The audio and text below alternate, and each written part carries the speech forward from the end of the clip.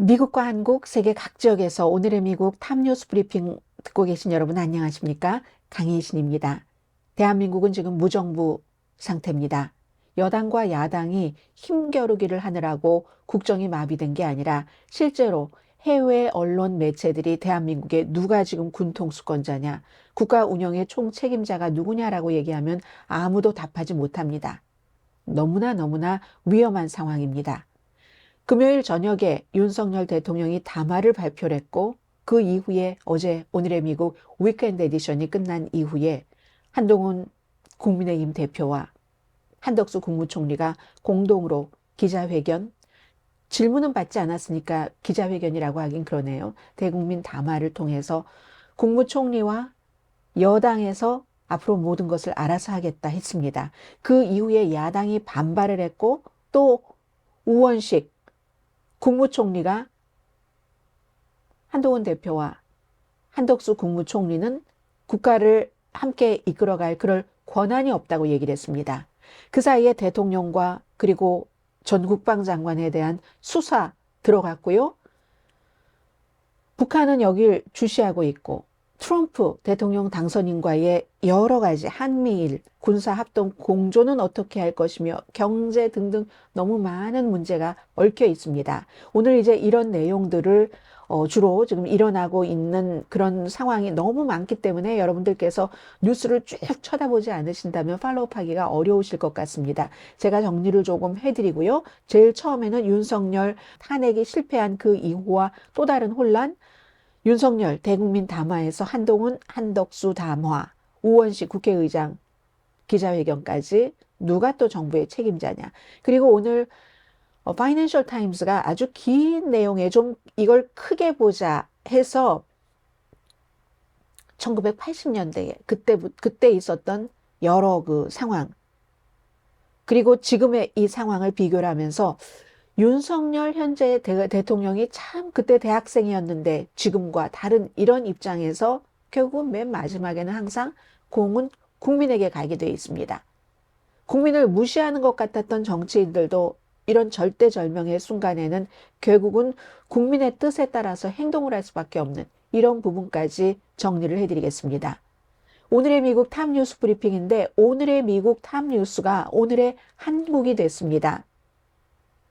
수십 년 만에 가장 큰 위기에 빠진 한국, 대한민국 정부는 어제 마비가 됐습니다. 새로운 헌법적 위기에 들어섰습니다. 한국이 지금 세계에서 지금 미국의 모든 매체가 보도를 하기를 한국 지도자가 국정 운영을 하지 않는다. 이거 대통령을 얘기를 하는 거죠. 지도자가 없는 국가 공백 상태. 대통령이 있는데도 무정부 상태입니다. 아직 사임하지도 않았고 탄핵되지도 않았기 때문에 본인은 금요일에 대국민 담화에서 모든 것은 당에게 맡긴다라고 얘기를 했지만 그래도 어제 이태원 참사와 관련된 행정안전부 장관 그 사퇴에 대해서는 받아들인 거. 이것도 대통령의 권한을 행사를 한 겁니다. 기본적으로 뉴스를 어제 그제 안 들으셨던 분들 들으셨어도 너무 뭐가 많이 혼란스럽죠? 좀 정리를 해보겠습니다. 금요일 저녁에 윤석열 대통령이 국민에게 사과를 하고 계엄령을 발동시킨 것 좌절해서 그랬다.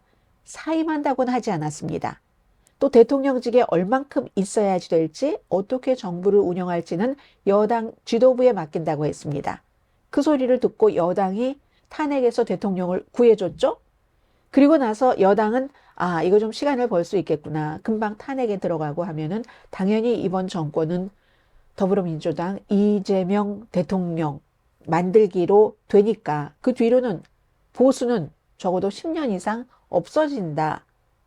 그야말로 괴멸될지도 모른다. 이런 좀 그 위기심 같은 것을 느껴서 그 사이에서 한동훈 여당 대표와 한동훈이 아닌 친윤계의 라이벌들이 서로 약간 다른 의견으로 대립하기 시작했습니다. 야당은 하나입니다. 빨리 윤석열 대통령 위험한 제2의 계엄령을 발동할 수도 있는 윤석열 대통령을 몰아내겠다고 결심을 했습니다. 그리고는 어제 오늘의 미국 위켄드 에디션이 끝난 뒤에 한동훈 국민의힘 대표와 한덕수 국무총리가 공동으로 대국민 담화에서 한동훈 대표는 더는 윤석열 대통령이 정상적인 국가 원수를 하기가 불가능하다. 사임해야지 된다. 질서 있는 퇴진을 하는데 시간이 필요하다고 얘기를 했습니다. 문제는 한국 헌법입니다. 한국 헌법은 대통령이 사퇴하거나 탄핵당하기 전에는 다른 사람이 대통령을 대신하도록 허락하지 않는 겁니다. 청와대 아직까지는 노코멘트던데요. 대통령이 권력을 다른 사람에게 양도할 그런 권한도 없고 그런 뭐 법도 없고 이 상황에서 이상민 행정안전부 장관 사표는 수리를 했습니다. 이태원 참사에 대한 책임 관련이죠. 이건 이제 대통령의 역할을 한 겁니다. 금요일에 담화 이후에. 그러나 야당에서 원했던 뭐 그런 사표이기 때문에 이걸 이제 또 야당에서도 받아들인 거죠. 야당은 한동훈 국민의힘 대표가 권력을 남용하고 있다. 권력 공백을 이용해서 자신을 어떤 힘을 키워가는 시기로 이용을 하고 있다. 그리고 우원식 국회의장도 용납할 수 없다고 했습니다. 한동훈 대표가 그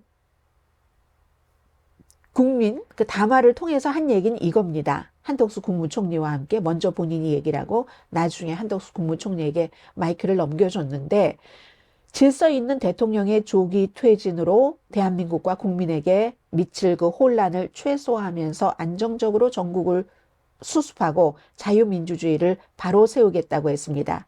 그리고 외교를 포함해서 윤석열 대통령은 국정에 관여하지 않는다라고 발표를 했습니다. 그리고 본인과 한덕수 국무총리가 민생을 말을 많이 했고요. 국정 운영을 함께하면서 민생 경제 대한민국 국격을 지켜낸다고 말했습니다. 윤석열 대통령도 국민의 명령에 따라 임기를 포함하여 앞으로의 전국 안정 방안을 당에 일임하겠다고 약속했습니다.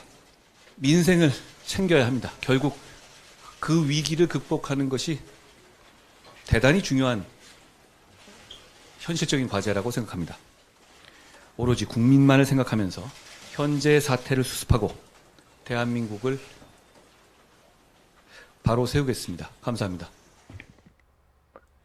또한 이번 사태에 관한 수사가 엄정하고 성역 없이 투명하게 이루어지도록 할 것이라고 했고 정부나 당이 대통령을 포함해 누구도 옹호하지 않을 것이라고도 밝혔습니다. 또 당대표와 한덕수 국무총리가 정례 회의를 하는데 일주일에 한 번 정도는 꼭 만난다고 얘기를 했습니다. 그 뒤에 한덕수 총리가 마이크를 받았습니다. 국민에게 먼저 사죄부터 하면서 사죄하는 인사를 했죠. 여당과 함께 협조하겠다고 했고 한덕수 국무총리는 경제를 강조를 했습니다. 그리고 동맹의 신뢰를 유지하기 위해서 최선을 다한다. 동맹은 지금 한국에 지금 신뢰가 없습니다. 야당에도 부탁했습니다. 정부가 지출 예산안 통과가 지금 필요하다. 정상적인 운영에 너무나 중요하다. 이게 이제 한덕수 총리의 얘기였습니다.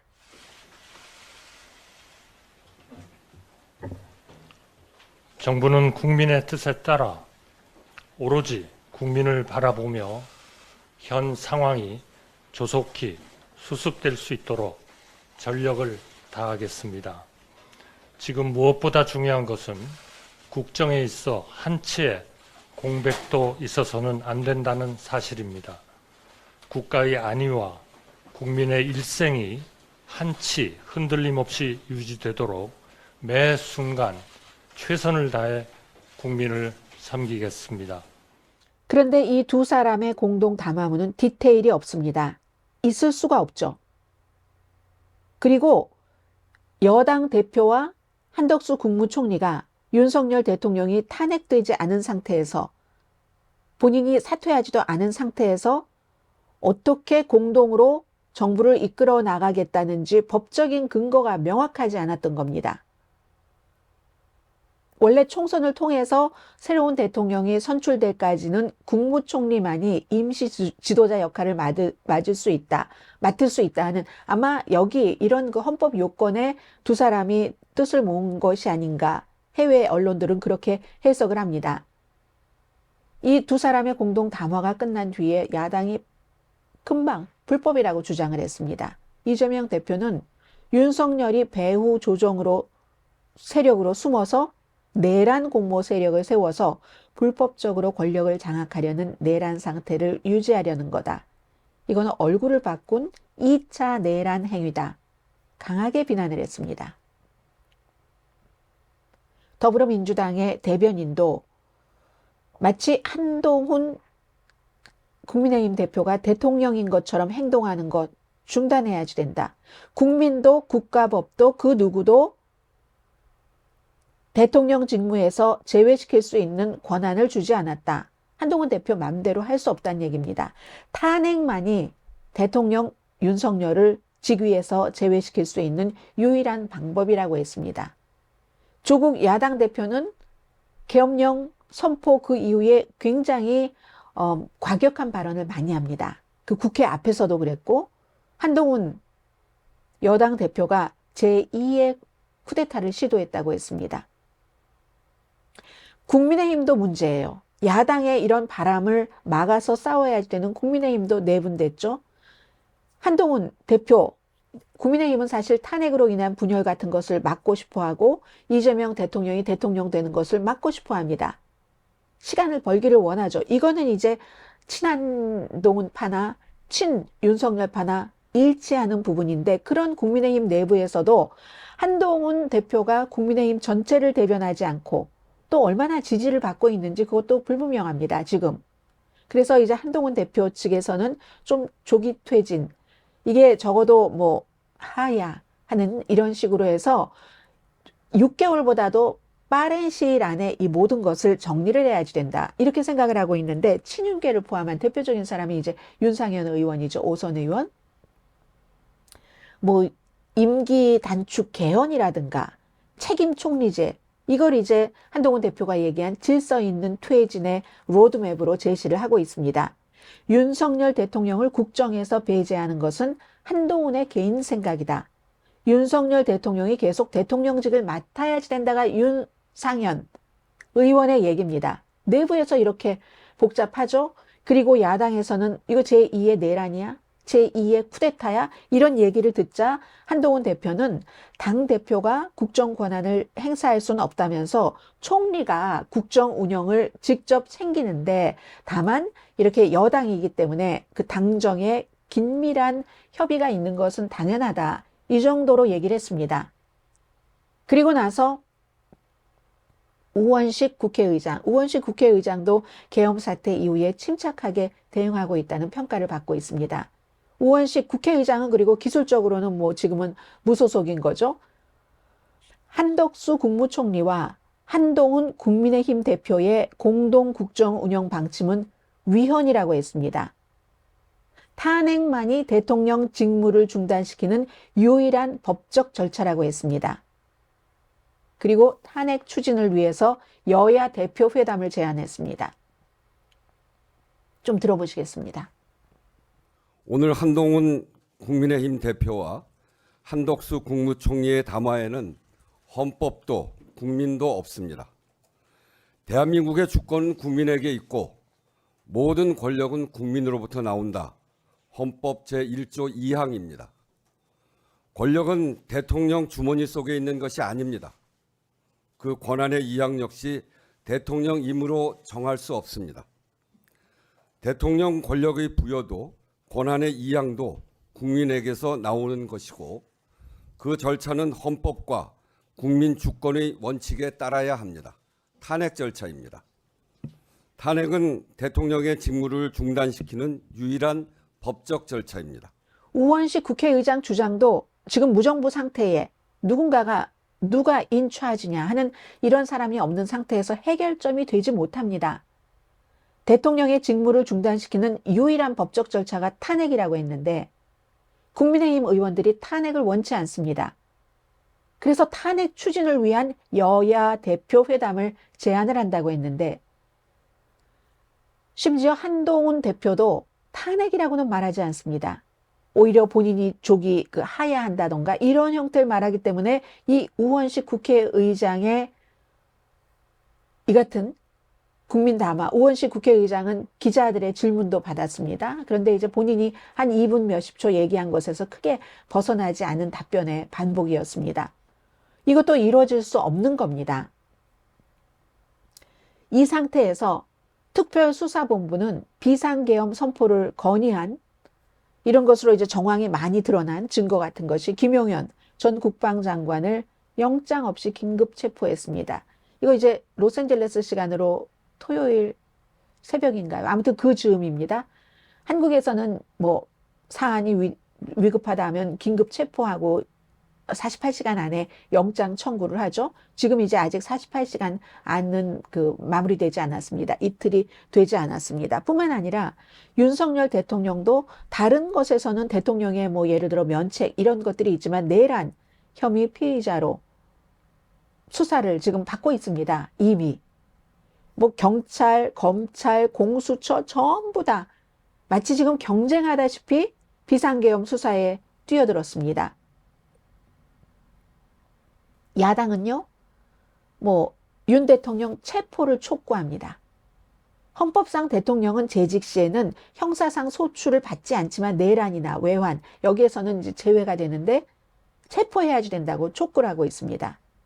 대통령과 정부 그리고 군 관계자들이 국회를 장악하기 위해 군인과 경찰을 국회에 투입한 게 내란 등 범죄다. 이렇게 주장을 하고 있습니다. 이게 만약에 재판이 된다 할지라도 몇 년이 걸릴 수 있고 또 만약에 유죄가 나오면 종신형이나 사형에 처해질 수도 있지만 또 그 전까지는 이게 탄핵되지 않고 사임하지 않고 하면 대통령직 자체는 유지를 합니다. 본인은 모든 국정 운영을 여당에 넘기겠다고 했지만 그 직 자체는 사임하거나 탄핵하지 않으면 떨어지지가 않습니다. 이거 굉장히 지금 한국이 복잡한 상황이죠. 그래서 이 수사 부분에 대해서는 박세현 서울구 고등법원 검사장입니다. 60여 명의 검찰과 수사관으로 구성된 전담팀을 꾸렸습니다. 이게 지금 금요일부터 현재까지의 일입니다. 아마 지금 이 순간에도 새벽이긴 합니다만 새벽도 아니네요. 이제 날이 밝네요. 무슨 일이 또 벌어지겠죠. 굉장히 많은 일들이.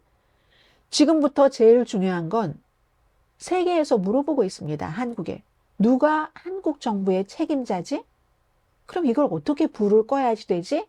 이런 문제입니다. 당장 정부 관계자들이 엄청 많죠? 각 부서마다. 군은 그럼 앞으로 누구 얘기를 들어야지 되지? 민간들도 마찬가지잖아요. 국방부는 어제 이제 막 외국 기자들이 물어봤어요. 한국군의 총사령관이 누구냐? 대통령이죠. 미국도 대통령이죠. 그런데 국방부가 답변을 하지 못했습니다. 외신 기자들에게. 한국군은 세계에서 정말 큰 군대를 가지고 있죠. 미국과 함께 또 연합사령부를 운영하고 있기 때문에 미국에서는 더욱 중요하게 받아들일 수밖에 없는 문제입니다. 지금 계엄령이 발동이 되고 뭐 몇 시간 만에 취소가 되고 탄핵 투표는 가결되지 않았고 이런 상황에서 오는 동안에 특수부대의 전 사령관입니다. 전인범 사령관은 정치인들을 무척 비난했습니다.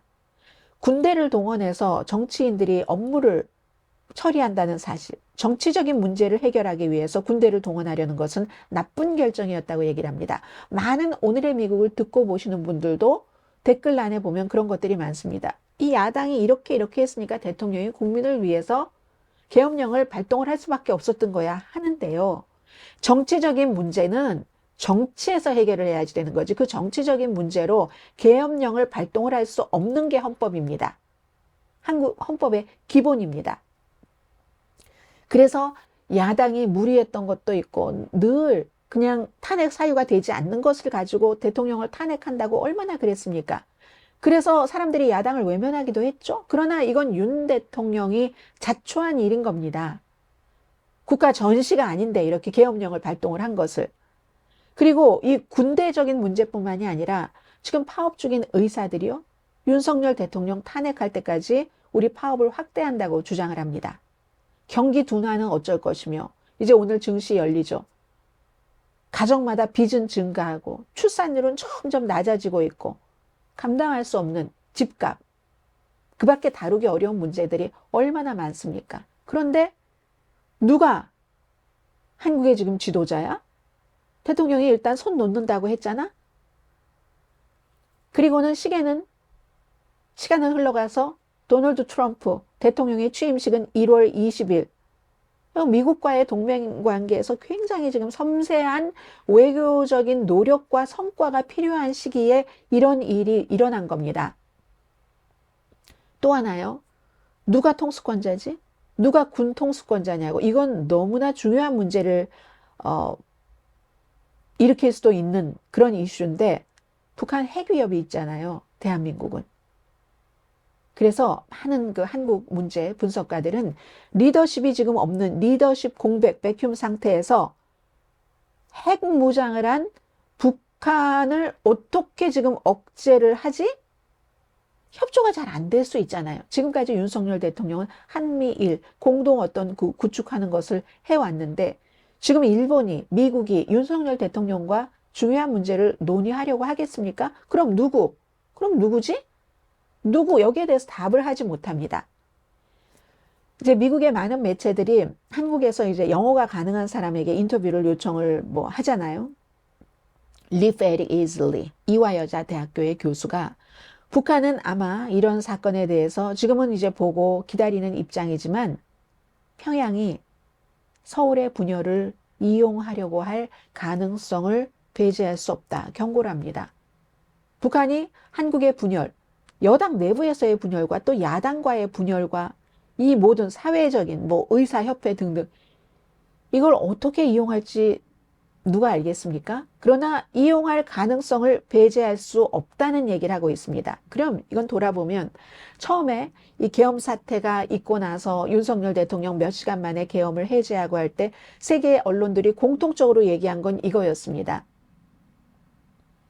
계엄을 발동할 그런 요건이 안 되는데 계엄을 발동을 해서 국민에게 뭐 실탄이 들어있던 들어있지 않던 총을 겨누는 이런 결정을 한 대통령은 뭐 이코노미스트가 대표적인 신문이잖아요. 탄핵돼야지 된다. 아니면 사퇴해야지 된다. 이렇게 얘기를 했었죠. 그러면서 그때 했었던 얘기가 설령 야당이 마음에 들지 않더라도 이건 국민에게 군대는 미국이나 한국이나 똑같습니다.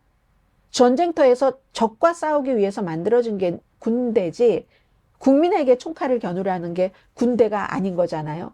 그래서 설령 야당이 마음에 안 든다 할지라도 윤석열 대통령은 대통령이어서는 안 된다라고 얘기를 하면서 이제 제일 중요한 것은 윤석열 대통령 대신에 이재명 그 야당 대표가 대통령이 된다면 뭐 너무나 다 잘 알고 계시는 지금 윤석열 대통령의 친미에서 친중으로 가고 북한에 대해서 훨씬 더 온화하게 가겠구나.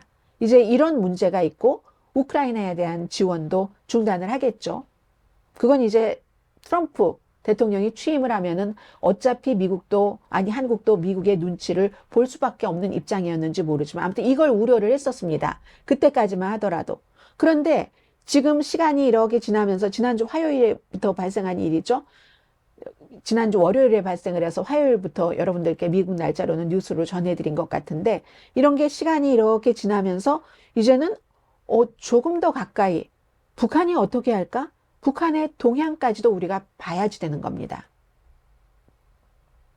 마지막으로 파이낸셜 타임스가 아주 긴 내용의 기사인데 이게 한번 쭉 돌아볼 수 있는 기회는 줍니다. 역사적인 한국은 트라우마가 있는데 전두환 전 대통령이 되기 전에 일으켰었던 군사 쿠데타 이런 그 트라우마 때문에 지금 그 당시의 계엄령과 지금의 계엄령, 윤석열 대통령을 지지하는 사람들 그때의 그 트라우마, 또 박근혜 대통령 탄핵 트라우마 이런 것들 때문에 설령 윤석열 대통령을 지지하지 않는 사람이라 할지라도 또 무슨 이재명 대표는 싫어한다던가 거기서 복잡한 기류가 흐른다 이렇게 보도를 하는데요. 너무 긴 내용의 기사고 이건 이제 파이낸셜 타임스가 경제를 중심으로 하는 신문이고 한국이 경제 대국이기 때문에 여러 가지를 이 나라가 위험하면 세계가 어떻게 되는가가 또 달려 있으니까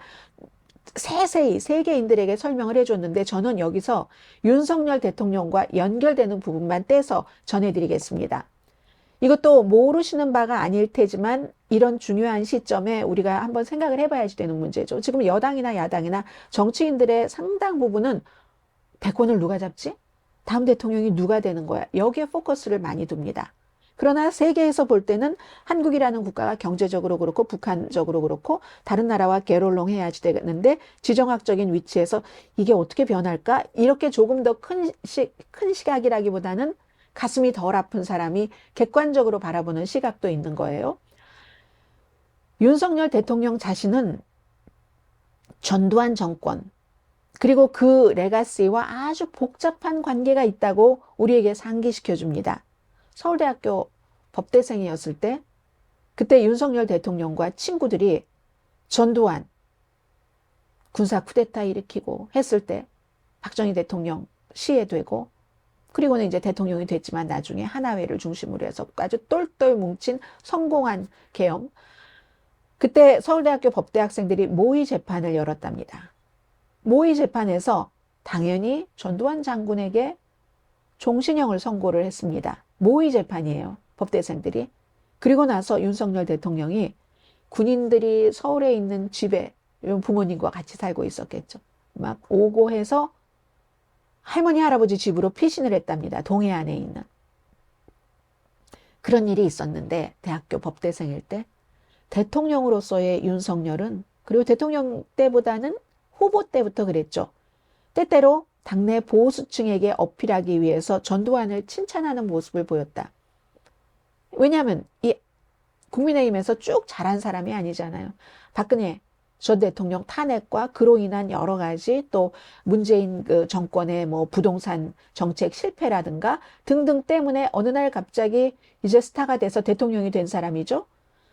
전두환을 칭찬을 했는데 선거운동 중에는 전두환의 행동 중에 일부는 잘못됐지만 많은 사람이 그가 군사 쿠데타 그리고 이제 뭐 광주 학살, 광주 민주화운동 여기서 한 역할을 제외하고는 정치를 능숙한 면이 있다라고 말을 한다. 이런 얘기를 이제 윤석열 후보가 당시에 했었다는 겁니다. 전두환은 국정이 순조롭게 돌아가도록 보장을 하는 아주 그 유능한 사람들을 고용을 했다. 이렇게 얘기를 했다가 나중에 막 사과하라고 강요받기도 했습니다. 이렇게 대학생 때와 후보였을 때 조금 바뀌고 정치인이 돼서는 이게 더 강해지는 거죠. 이걸 또 이제 종북 세력 하면서 북한과 연관을 시킨다는 겁니다. 야당 지도자, 막 친북 종북 세력이라고 하고 국회를 범죄인의 소굴이라고 하고 범죄 집단이라고 했죠. 이번에 그 계엄령 할 때 시민들에게 피를 토하는 심정으로 호소하는 굉장히 구식이고 지금의 사람들은 야 지금 이거 우리가 이런 시대가 아닌데 공산 뭐 이런 것과 관련해서 아주 센 언행 같은 것을 했잖아요. 여기에 대해서 야당에서는 한국 시민들을 선량한 시민들을 공산주의로 몬다. 윤석열 대통령은 아니면 좌파 옛날 한국 사람들의 공산주의에 대한 트라우마를 이용을 해서 민주주의를 짓밟으려고 한다고 그동안 비난해왔다는 것을 얘기를 합니다. 그런데요, 이 파이낸셜 타임스는 윤석열 대통령을 지금도 지지하는 사람들의 다수는 윤석열 대통령의 뭐 공산주의 뭐 이런 등등의 메시지가 호소력이 있다고 얘기를 합니다. 왜 윤석열 대통령이 탄핵돼야지 되나요? 도대체 무슨 잘못을 했다는 거죠? 국민을 위해서 계엄령을 결국은 해제했잖아요. 국민이 피 흘리는 것을 보고 싶지 않아서요. 이렇게 지금 시위대가 어제도 어떤 분이 아니 왜 탄핵 시위만 보여주느냐. 반탄핵 시위도 보여줘야지 라고 얘기를 하는데 지금 탄핵 시위가 많겠습니까? 반탄핵 시위가 많겠습니까? 모든 것을 기계적으로 똑같이 할 수는 없잖아요. 저도 방송하는데 시간이 한정이 돼 있고. 그래서 윤석열 대통령 지지에 그러니까 이제 이런 예 찬성하는 사람과 반대하는 사람이 있는데 탄핵에 반대하는 사람들은 공산주의는 우리를 이길 수 없다. 우리는 공산주의를 이겨야지 된다. 너무너무 저쪽에 공산주의가 만연해 있어서 이걸 그대로 두다가는 우리가 김정은 치하에 살 수밖에 없다. 윤석열 대통령을 탄핵을 하라고 하는 그런 시위대는 사악하다. 이렇게 얘기합니다. 실패한 공산주의를 왜 따르라고 하는가. 이렇게 윤석열 대통령의 지지자들이 있다는 겁니다. 그렇지만 또 이쪽 반대편에서 보면은 지난주에 계엄령 선포로 그 윤석열 대통령이 참 고집이 세다. 권위주의적이다. 버럭버럭 화를 낸다. 남의 말을 듣지 않는다. 그래서 한두 번 하다가는 결국은 포기하고 yes sir 하는 예스맨들만 주변에 꽉 차 있다. 이렇게 경고했던 사람들은 그렇지 않느냐. 뭐 김민석 의원 같은 경우가 대표적이잖아요. 계엄령 한다고 하지 않았는가. 이렇게 그 사람들의 말이 입증된 것처럼 보이지만 파이낸셜 타임스입니다. 한국의 많은 우파들은 그 나라의 고통스러웠었던 그 과거, 공산주의 치하에서의 뭐 이런 것들, 나이 많으신 분들이요. 오히려 좌익 세력이 이러한 분위기를 이용을 한다. 이렇게 얘기를 하면서 또 윤석열 대통령이 탄핵되면은 대통령직을 빠른 시일 안에 뭐 탄핵되고 헌법재판소에서 결정되고 하면 60일 안에 뭐 총선 치르고 대통령을 뽑아야지 되니까 그러면 이재명 대통령이 되는 게 지금으로선 너무 당연해 보이잖아요. 그런데 우파에서는 어떻게 우리가 윤석열이라는 사람을 대통령으로 할 수가 있어? 뭐 여러 가지 선거자금법 위반 등등에 있지만 특히 그 쌍방울을 통해서 쌍방울도 그 당시에 무슨 그 권력을 잡고 있던 사람이 뭐 조폭 출신이고 하잖아요. 그래서 쌍방울을 통해서 뭐 수백만 달러를 북한으로 이거 윤석열 대통령을 지지하시는 분들이 하는 얘기입니다. 빼돌리려는 계획에 연루된 혐의로 기소가 됐는데 근데 이걸 어떻게 이런 사람을 대통령을 만들 수 있는가? 이재명 대표가 자신의 법적 문제와 이것 이외에도 여러 가지 법적 문제와 스캔들로부터 그걸 좀 피해가려고 이렇게 한다. 마녀 사냥이라면서 이런 얘기들을 하고 있죠. 그러면 또 범죄를 저지른 다음에 기소가 되고 나면은 마녀 사냥 때문에 기소됐다 하면서 민주주의 투쟁의 순교자로 행동하기도 한다. 이것도 지금 우파가 특히 이제 더불어민주당 이재명 대표와 이재명 대표를 옹호하는 세력들에게 하는 얘기입니다. 이재명 대표는 뭐 재판에 이건 들어가지도 않았고요. 본인은 잘못한 게 하나도 없다고 지금 부인하고 있습니다. 그러니까 이게 얼마나 양쪽에서 윤석열 대통령의 지지자와 이재명 그 대통령이 되고자 하는 그런 더불어민주당의 대표의 지지자들이 완전히 같은 사안을 다르게 보고 있는 거잖아요. 미국의 분열과 비슷합니다. 그리고 윤석열 대통령의 지지자들은요, 물론 윤석열 대통령의 권위주의적인 그런 뭐 징후가 있었다는 것을 인정하는 사람도 있고 인정하지 않는 사람도 있지만 그 모든 것들이 저런 좌파 세력들이 대통령 임기 초기부터 막 대통령에게 어떠한 것을 덮어 씌워서 노골적으로 막 이렇게 해온 그런 것이다. 이렇게 얘기를 하고 있고 실제로 온건한 사람들의 상당수도 좀 더불어민주당이 너무 심했다. 뭐 탄핵 사유가 되지 않는 것을 가지고 계속 탄핵 얘기를 했었잖아요. 이번에 윤석열 대통령이 계엄 사유가 되지 않는 것을 가지고 계엄 선포를 해버려서 본인의 발에 총을 쏜 것처럼 누군가는 핵포탄을 터뜨렸다고 하고 해서 온건파들은 더불어민주당의 그 말로서의 그 수사가 너무 지나쳤기 때문에 이게 참 뭐 어느 정도 윤석열 대통령이 더 극단적인 쪽으로 가게 하는데 책임이 있다고 얘기를 합니다. 더불어민주당도 책임이 있다라고 얘기를 합니다. 그리고 또 하나는 보수 측에서는 박근혜 대통령 탄핵 트라우마는 너무 많은 분들이 겪었기 때문에 그 탄핵을 하고 나서 사실은 박근혜 대통령이 탄핵을 할 때 그 당시에 그 조금 시간이 지나고 나서 많은 사람이 그게 솔직히 탄핵에 그 정도였어. 뭐 최순실 그게 뭐 탄핵까지는 아니었잖아. 뭐 이렇게 얘기를 하는데 당시에는 한국의 보수가 깨끗해야지 된다면서 박근혜 대통령의 잘못을 인정을 했고 그리고 탄핵을 지지를 했습니다. 많은 박근혜 대통령 당의 정치인들이.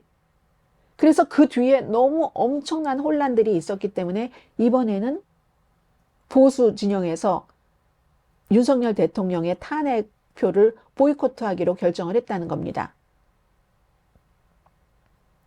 그래서 이 파이낸셜 타임즈는 뭐 이런 분을 인터뷰를 하던데요. 우리 가운데 많은 사람들이 윤석열 대통령이나 국민의힘 그 정당을 위해서가 아니라 좌파가 권력을 잡고 보수주의를 사악하게 낙인 찍는 것을 원치 않기 때문에 윤석열 대통령을 지지하고 싶어 하는 겁니다. 박근혜 전 대통령을 그 당시에 우리가 보호하지 못했어요. 이런 얘기를 하죠. 결국은요, 결론은 언제나 지금 한국의 사태에서 똑같습니다. 여론이 문제입니다.